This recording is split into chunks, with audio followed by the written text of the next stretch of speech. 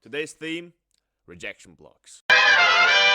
Before we move into examples, let's break down what a rejection block actually is and why it forms in the first place. A rejection block is basically just the last bearish or bullish candle before a sharp move in the opposite direction. In simple terms, it's where the market shows rejections with intent, not just a random wick, but an area where liquidity was grabbed and price reverses with momentum. So, how do I identify a rejection block? First, let's say price wants to reject off a POI. I will show you guys this later, by the way. Let's say this is a POI. This can be a liquidity zone, this can be a fair value gap, this can be whatever you want to. Price comes into it, sweeps it, taps it, whatever you want, and leaves this fat wick. This is your rejection block. I'm just gonna go like this. This is what your rejection block will look like. And usually for me, who likes to trade tight RR trades, will go for the midpoint of the rejection block. This is less aggressive, but gives more precise entries and looks cooler for the TikTok. But it also gives you less entries. The more smart way to do it and the more aggressive way to do it is enter at the bottom of the wick, the bottom of the rejection block, and have your stops above the high and then target whatever you want to target. And the same goes for bullish example. It's just the wick and you just enter at whatever point of the wick you want to. I personally like the midpoint of the wick. As I said, more precise entries. Now you might be saying, well, this happens all the time. Price rejects off a level, leaves a wick, and then it just gets ran through again. How can I validate my rejection blocks? Good question. Alright, so things you want to avoid when trading rejection blocks. This is really simple. Alright, first thing you want to avoid, equal highs or equal lows. If you have equal highs or equal lows close to your entry, then I wouldn't really take it. It makes it a low probability setup. Let's say you've just tapped into your POI, but you have left relative equal highs. Price goes down, sure, before even tapping into your rejection block and sweeps out some other form of liquidity, taps into some other form of POI, and just decides to go straight back up and use this as a target. You've just been used as liquidity, and that's what we want to avoid. Number 2 of things you want to avoid, invalid rejection blocks. You don't want to use just some random ass wick that hasn't tapped into anything. If you just see a big wick that hasn't done anything, that's just left there, and you think, oh, that's probably rejected off something. If you don't see a clear rejection of a clear POI, then it's not worth taking it. You want to see a clear POI. Last thing you want to avoid is bad entries. If you don't get an entry the moment we start rejecting, then I wouldn't really bother. Let's say, for example, that we move up, we tap into a POI, and then we start rejecting.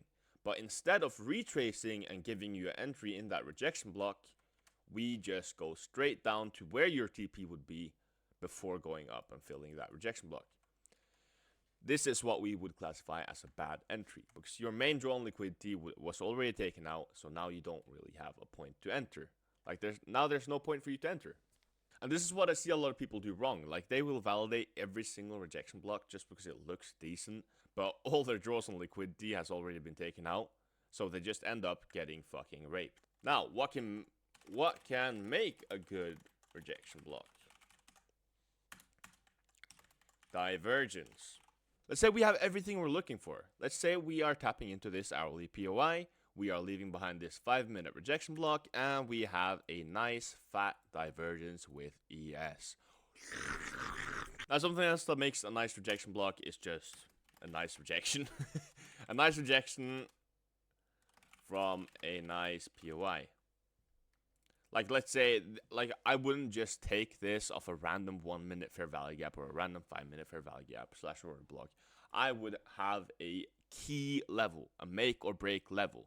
Like, this level is, if it holds, price will nuke. If it gets raped, then price will keep pumping. Like, that's what a key level is. So let's say this is a 4-hour fair value gap, a 50-minute order block. This is a key volume area. This is, like, everything is here. You want to see this zone hold for your rejection block to play out.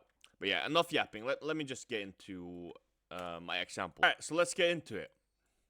Why was I looking for shorts when everyone was looking to long into all-time highs and equal highs? I just realized this will turn into a little trade recap as well for yesterday's trade. And for all you faggots who don't believe me, let me just, there you go. Here's my executions. Alright, So why shorts? Why when we're so close to all-time highs and equal highs, and we have tapped into this 4-hour value gap, everything looks so good to continue up? Why are you shorting? Let me tell you. Number one, we took out previous day high during Asian session. That means my main POI and my main draw on liquidity is already taken out. After tapping into this 4-hour value gap, we failed miserably to break above daily open. While also failing to do this, we had a lot of low resistance liquidity, just generating liquidity on the way up. I was just waiting for an explosive move to happen. So when I saw this 4-hour rejection block get created after failing to break above this daily open, I marked it out. I had my daily open, I had my 7A6, I had everything aligning with this 4-hour rejection block. Now I was super aggressive with my entry, or I mean not aggressive. My entry could have probably been the daily open down here, and then just covering the rejection block. But I want to look cool for the TikTok, so I just entered up here on the 4-hour rejection block, and I targeted down here, this liquidity. And I was just super fucking lucky, to be honest, because it happened so fucking quick. This was the last, like, 10 minutes of the market open. And yeah, it's that simple. Just have everything added. Nice little rejection block. And wait, I'll show you guys this too. So, y'all remember that 4-hour fair value gap I was talking about, right? That we rejected from? Look what we left behind. A nice little 4-hour rejection block. I think it's a 1-hour rejection block too. And you can see how it played out. Absolutely fucking perfectly. Could have just gotten an entry down here, covering the entire rejection block. That's a 16-point stop loss. And I would have targeted this here as my main TP. And I would have targeted probably the fucking all-time highs as my second main. If you guys have not... Actually, I didn't get to make my risk management video, so I'll just do a quick little recap of that, of how I would trail my stop loss here.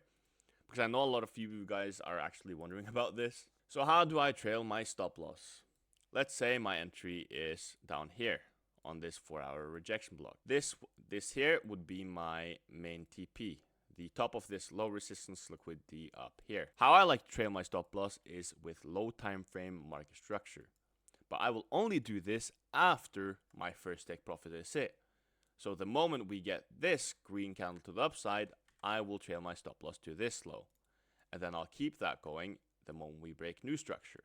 So here we have this high and we broke that high to the upside. I will move my stop loss to this low. And then I got stopped out in profits, but that's basically how I'll do it. I'll just move it with market structure and I'll just keep that going.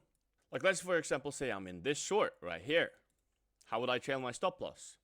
I would wait for my first take profit to get hit, which would be this low, and then I'll move it to this high, and then I'll wait for market structure to get broken again, which it did here, and I'll move it to this high. And then now that we have broken this low, I would move it to this high, and then I'll just keep that going until I either get stopped out in profits or my full take profit hits. And yeah, that's actually basically all I have for today on rejection blocks. It's a really simple concept. It's literally just the wick that rejects off something. That's all it is. If you guys have any questions or anything I didn't answer during this video, please let me know in the comments or in my Discord or whatever. And yeah, that's it for today, fellas. Hasta luego.